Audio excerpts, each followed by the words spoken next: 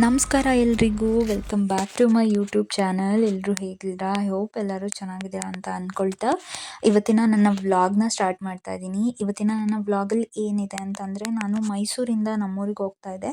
ನನ್ನ ಜರ್ನಿ ಹೇಗಿರುತ್ತೆ, ನಾನು ನಮ್ಮೂರಲ್ಲಿ ಏನೇನು ಮಾಡಿದೆ ಅನ್ನೋದೇ ಈ ವಿಡಿಯೋದಲ್ಲಿ ಕಂಪ್ಲೀಟ್ ಇರೋದು. ಅದಕ್ಕಿಂತ ಮುಂಚೆ ನಾನು ಮತ್ತು ನಮ್ಮ ಅಕ್ಕ ಇಬ್ಬರು ಕೂಡ ನಮ್ಮ ಅಕ್ಕನ ಮಕ್ಕಳನ್ನ ಸ್ಕೂಲಿಂದ ಕರ್ಕೊಂಬರೋಕ್ಕೆ ಬಂದಿದ್ವಿ.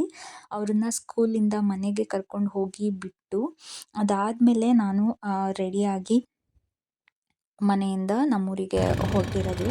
ಸೊ ಇದು ಹೋಗೋಕ್ಕಿಂತ ಮುಂಚೆ ನಾನು ನಮ್ಮ ಮನೆಯಿಂದ ಆಟೋ ಬುಕ್ ಮಾಡಿದ್ದೆ. ಅಲ್ಲಿಂದ BMH ಹಾಸ್ಪಿಟಲ್ ಹತ್ರ ಹೋಗ್ತಾ ಇದ್ದೀನಿ. ನಾನು ಹೋಗಬೇಕಂದ್ರೆ BMH ಹಾಸ್ಪಿಟಲ್ ಹತ್ರ ಹೋದರೆ ನನಗೆ ಹತ್ತಿರ ಆಗುತ್ತೆ. ಸಿಟಿಯಿಂದನೂ ಹೋಗ್ಬೋದು, ಬಟ್ ಅದು ದೂರ ಆಗುತ್ತೆ. ನಾನು BMH ಹಾಸ್ಪಿಟಲ್ ಹತ್ರ ಬಂದು ಇಳಿದ್ರೆ ಒಂದು ಬಸ್ಸೇ ಇಲ್ಲ, ಮತ್ತು ಬರೋ ಬಸ್ಗಳು ಕೂಡ ಯಾವುದೂ ಸ್ಟಾಪೇ ಕೊಡ್ತಿರ್ಲಿಲ್ಲ. ಅಂತೂ ಇಂತೂ ಹೆಂಗೋ ಒಂದು ಬಸ್ ಬಂತು, ಸ್ಟಾಪ್ ಕೂಡ ಕೊಡ್ತು. ನಂಗೆ ಸೀಟ್ ಕೂಡ ಸಿಕ್ತು. ನಂಗೆ ಫುಲ್ ಖುಷಿ ಆಯಿತು ಸೀಟ್ ಸಿಕ್ತು ಅಂತ. ಹಾಗೆ ಹತ್ತು ಕೂತ್ವಿ. ಹೆಂಗೋ 2 ಅವರ್ ಕಳೆದಾದ್ಮೇಲೆ ನಮ್ಮ ಪಿರಿಯಾಪಟ್ಟಣ ಬಂತು. ಇದೇ ನಮ್ಮ ಪಿರಿಯಾಪಟ್ಟಣದ ಬಸ್ ಸ್ಟಾಪು. ಇಲ್ಲಿ ಬಂದ್ರೂ ಫುಲ್ ಜೋರು ಮಳೆ. ಏನಂದರೆ ಇಲ್ಲಿಂದ ನನಗೆ ಮೈಸೂರಿಂದ ಸೀದಾ ನಮ್ಮೂರಿಗೆ ಬಸ್ ಇಲ್ಲ. ಪಿರಿಯಾಪಟ್ಟಣದಲ್ಲಿ ಬಂದು ಚೇಂಜ್ ಮಾಡಬೇಕು, ಇಲ್ಲ ಹುಣಸವಾಡಿ ಸರ್ಕಲ್ ಅಂತ ಇದೆ, ಅಲ್ಲಿ ಬಂದು ಚೇಂಜ್ ಮಾಡಬೇಕು. ಇಲ್ಲಿಂದ ಪಿರಿಯಾಪಟ್ಟಣದಿಂದ ನಮ್ಮೂರಿಗೆ ಬಸ್ ಇದೆ, ಬಟ್ ಅದು ಕೂಡ ತುಂಬ ಅಂದರೆ ಟೈಮಿಂಗ್ಸು ಕಾಯ್ಕೊಂಡಿರಬೇಕು. ಅದಕ್ಕೆ ನಾನು ಏನು ಮಾಡಿದೆ ಅಂತಂದರೆ, ಪಿರಿಯಾಪಟ್ಟಣದಿಂದ ಸೀದಾ ಹುಣಸವಾಡಿ ಸರ್ಕಲ್ಗೆ ಕುಶಾಲನಗರ ರೂಟ್ ಬಸ್ ಹತ್ಕೊಂಡಿದ್ದೀನಿ. ಅಲ್ಲಾದರೆ ಸ್ಟಾಪ್ ಕೊಡ್ತಾರೆ, ಅಲ್ಲಿ ಇಳಿದು ಮತ್ತೆ ನಮ್ಮೂರಿಗೆ ಹೋಗಬೇಕು. ಸೊ ಇದು ಹಾಗೆ ಪಿರಿಯಾಪಟ್ಟಣದಲ್ಲಿ ಹೋಗಬೇಕಾದ್ರೆ ಮಾಡಿರೋಂಥ ವೀಡಿಯೋ. ನಾನಿಲ್ಲಿ ಏನಕ್ಕೆ ಇದನ್ನು ವೀಡಿಯೋ ಮಾಡ್ಕೊಂಡಿದ್ದೀನಿ ಅಂತಂದರೆ, ಇಲ್ಲಿ ನಮ್ಮ ಬೆಳೆ ಬಂದು ಹೊಗೆ ಸೊಪ್ಪು ಕಾಣಿಸ್ತಿದೆಯಲ್ಲ, ಅದೇ ನಮ್ಮ ಹೊಗೆ ಸೊಪ್ಪು. ಅದು ಕಾಣಿಸುತ್ತೆ, ಅದಕ್ಕೋಸ್ಕರ ಮಾಡಿರೋದು. ಇದು ಹಾಗೆ ನಮ್ಮ ಹುಣಸವಾಡಿ ಸರ್ಕಲ್ ಇರೋವಂಥ ಒಂದು ಕೆರೆ. ಇಲ್ಲಿ ಬೋಟಿಂಗ್ ಕೂಡ ಅವೈಲಬಲ್ ಇರುತ್ತೆ. ಸಮ್ಮರ್ ಟೈಮಲ್ಲಿ ಎಲ್ಲರೂ ಬರ್ತಾರೆ. ಇದು ನಮ್ಮ ಈ ಡಾಬರ್ ಅಂತ ಇದ್ರ ಹೆಸರು. ಇದು ಬಂದಾಗ ನನ್ನನ್ನು ವೆಲ್ಕಮ್ ಮಾಡಿದ್ದೆ ನಮ್ಮ ಮನೆ ನಾಯಿ. ಯಾಕಂದರೆ ಮನೇಲಿ ಯಾರೂ ಇದ್ದಿಲ್ಲ.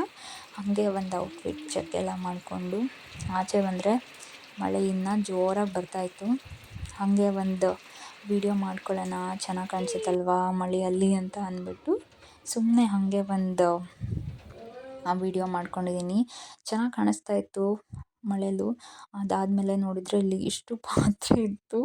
ಈ ಪಾತ್ರೆ ಎಲ್ಲ ತೊಳಿಬೇಕಿತ್ತು. ಟೀನ ಹಂಗೆ ಕುಡಿಯೋಕ್ಕಾಗುತ್ತೆ. ಪಾತ್ರೆ ಎಲ್ಲ ತೊಳೆದು ಬಜ್ಜಿ ಇದ್ರೆ ಚೆನ್ನಾಗಿರುತ್ತಲ್ವಾ. ಸೊ ನಾನು ಇಲ್ಲಿ ಬಜ್ಜಿ ಕೂಡ ಪ್ರಿಪೇರ್ ಮಾಡ್ತಾ ಇದ್ದೀನಿ. ಹೀರೆಕಾಯಿ ಬಜ್ಜಿ. ನಾನು ಹೀರೆಕಾಯಿ ಸಿಪ್ಪೆ ಎಲ್ಲ ತೆಗೆದು ಅದನ್ನು ಆಲ್ರೆಡಿ ಕಟ್ ಮಾಡಿ ಇಟ್ಕೊಂಡಿದ್ದೀನಿ. ಅದ್ರ ಜೊತೆಗೆ ಇಲ್ಲಿ ಕಡಲೆ ಹಿಟ್ಟು, ಅಕ್ಕಿ ಹಿಟ್ಟು, ಅಚ್ಚ ಖಾರದ ಪುಡಿ ಹಾಗೆ ಉಪ್ಪನ್ನು ಹಾಕಿ ನೀಟಾಗಿ ಕಲಸಿಟ್ಟು ಈ ಹಿಟ್ಟನ್ನು ನಾನು ರೆಡಿ ಮಾಡ್ಕೊತಾ ಇದ್ದೀನಿ.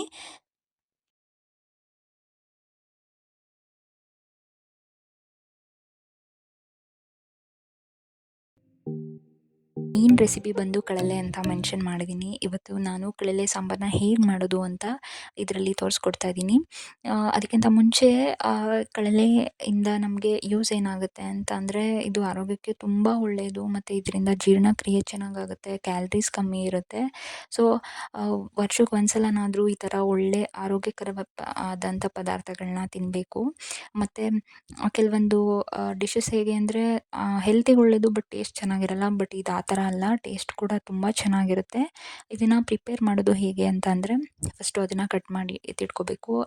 ಅದಾದಮೇಲೆ ಒಂದು ಪಾತ್ರೆಯಲ್ಲಿ ನೀರನ್ನು ಕಾಯೋಕ್ಕಿಟ್ಟು ಅದು ಕುದಿಯೋಕ್ಕೆ ಸ್ಟಾರ್ಟ್ ಮಾಡಿದ ಮೇಲೆ ಈ ಕಳಲೆ ಏನಿರುತ್ತೆ ಅದನ್ನು ತೊಳೆದು ಅಲ್ಲಿ ಹಾಕಬೇಕು. ಅದಾದಮೇಲೆ ಇಲ್ಲಿ ನಾನು ಮಸಾಲೆ ರೆಡಿ ಮಾಡ್ತಾಯಿದ್ದೀನಿ ಸಾಂಬಾರಿಗೆ. ಏನಂತಂದರೆ ಈರುಳ್ಳಿ, ಬೆಳ್ಳುಳ್ಳಿ, ಶುಂಠಿ, ಚಕ್ಕೆ, ಲವಂಗ, ಅರಿಶಿನ ಪುಡಿ, ಕೊತ್ತಂಬರಿ ಸೊಪ್ಪು, ಹಾಗೆ 1-2 ಹಸಿಮೆಣಸಿನ್ಕಾಯಿ ಇಷ್ಟನ್ನು ಹಾಕಿ ಇಲ್ಲಿ ನುಣ್ಣಗೆ ಪೇಸ್ಟ್ನ ಮಾಡಿ ಎತ್ತಿಟ್ಕೊಂಡಿದ್ದೀನಿ. ಅದಾದಮೇಲೆ ಮತ್ತು ಕಡಲೆ, ಟೊಮೊಟೊ, ಖಾರದ ಪುಡಿ ಹಾಗೆ ಕಾಯಿ ಇಷ್ಟನ್ನು ಹಾಕಿ ಪೇಸ್ಟ್ ಮಾಡಿ ಎತ್ತಿಟ್ಕೊಂಡಿದ್ದೀನಿ. ಅದಾದಮೇಲೆ ಒಂದು ಪಾತ್ರೆಯಲ್ಲಿ ಎಣ್ಣೆ ಹಾಕಿದ್ದೀನಿ. ಎಣ್ಣೆ ಹಾಕಿದ ಮೇಲೆ ಫಸ್ಟು ಹಸಿರು ಮಸಾಲೆ ಏನಿದೆ ಅಲ್ವಾ, ಆ ಮಸಾಲೆನ ಹಾಕಿ ಚೆನ್ನಾಗಿ ಫ್ರೈ ಮಾಡಬೇಕು. ಅದರಲ್ಲಿರುವಂಥ ಹಸಿ ವಾಸನೆ ಎಲ್ಲ ಹೋಗಬೇಕು. ಆ ಥರ ಅದನ್ನು ನೀಟಾಗಿ ಫ್ರೈ ಮಾಡಿ ಆದಮೇಲೆ ಸ್ವಲ್ಪ ಟೊಮೊಟೊ ಹಣ್ಣನ್ನು ಕೂಡ ಇಲ್ಲಿ ಹಾಕಬೇಕು. ಟೊಮೊಟೊ ಹಣ್ಣನ್ನು ಹಾಕಿ ಅದನ್ನು ಅಷ್ಟೇ ನೀಟಾಗಿ ಬೇಯಬೇಕು ಮತ್ತು ನೀಟಾಗಿ ಫ್ರೈ ಆಗಬೇಕು. ಅದು ನೀಟಾಗಿ ಫ್ರೈ ಆದಮೇಲೆ ನಾವೇನು ಮಾಡಬೇಕಂದ್ರೆ, ಈ ಕಳಲೆನ ಬೆಂದಿ ಆದಮೇಲೆ ಅದನ್ನು ಬಸ್ತಿ ಇಟ್ಕೊಬೇಕು. ಅಂದರೆ ಅದರದ್ದು ನೀರು ಸಪ್ರೇಟು ಮತ್ತು ಕಳಲೆ ಸಪ್ರೇಟು ಮಾಡಿ ಎತ್ತಿಟ್ಕೊಂಡಿರಬೇಕು. ಬೇಯಿಸಿ ಬಸ್ತಿರೋವಂಥ ಕಳಲೆನ ಇಲ್ಲಿ ನಾನು ಹಾಕ್ತಾಯಿದ್ದೀನಿ. ಅದಾದಮೇಲೆ ಅದ್ರ ಜೊತೆಗೆ ಸ್ವಲ್ಪ ಬೀನ್ಸ್ ಕಾಳಿತ್ತು, ಆ ಬೀನ್ಸ್ ಕಾಳನ್ನು ಕೂಡ ಇಲ್ಲಿ ನಾನು ಹಾಕ್ತಾಯಿದ್ದೀನಿ. ಅಷ್ಟನ್ನು ಹಾಕಿ ನೀಟಾಗಿ ಫ್ರೈ ಮಾಡಲಿಕ್ಕೆ ಬಿಡಬೇಕು. ಅದು ನೀಟಾಗಿ ಫ್ರೈ ಆಗಬೇಕು, ಆ ಮಸಾಲೆ ಜೊತೆ ಎಲ್ಲ ಹೊಂದ್ಕೊಬೇಕು. ಅದಾದಮೇಲೆ ಮತ್ತೆ ಇಲ್ಲಿ ರುಬ್ಬಿ ಎತ್ತಿಟ್ಕೊಂಡಿದ್ದಂಥ ಕೆಂಪು ಮಸಾಲೆ ಏನಿದೆ ಅಲ್ವಾ, ಅದನ್ನು ಕೂಡ ಹಾಕಿ ನೀಟಾಗಿ ಫ್ರೈ ಮಾಡಿ, ನಿಮಗೆ ಸಾಂಬಾರು ಎಷ್ಟು ಬೇಕೋ ಅಷ್ಟು ನೀರನ್ನು ಹಾಕಿ ಅದನ್ನು ಮತ್ತೆ ಕುದಿಲಿಕ್ಕೆ ಬಿಡಬೇಕು. ಅದಾದಮೇಲೆ ಇಲ್ಲಿ ನಾನು ಸಬ್ಬಸಿಗೆ ಸೊಪ್ಪು ಕೂಡ ಹಾಕ್ತಾಯಿದ್ದೀನಿ. ಸಬ್ಬಸಿಗೆ ಸೊಪ್ಪು ಹಾಕಿದ ಮೇಲೆ ಸ್ವಲ್ಪ ಉಪ್ಪನ್ನು ಹಾಕಬೇಕು. ನಿಮಗೆ ರುಚಿಗೆ ತಕ್ಕಷ್ಟು ಉಪ್ಪನ್ನು ಹಾಕಿ ಆದಮೇಲೆ ಸ್ವಲ್ಪ ಇಲ್ಲಿ ಕೊತ್ತಂಬರಿ ಸೊಪ್ಪನ್ನ ಕೂಡ ನಾನು ಹಾಕ್ತಾಯಿದ್ದೀನಿ. ಕೊತ್ತಂಬರಿ ಸೊಪ್ಪು ಹಾಕಿದರೆ ಕಳಲೆ ಸಾರು ರೆಡಿಯಾಗಿ ಹೋಗುತ್ತೆ.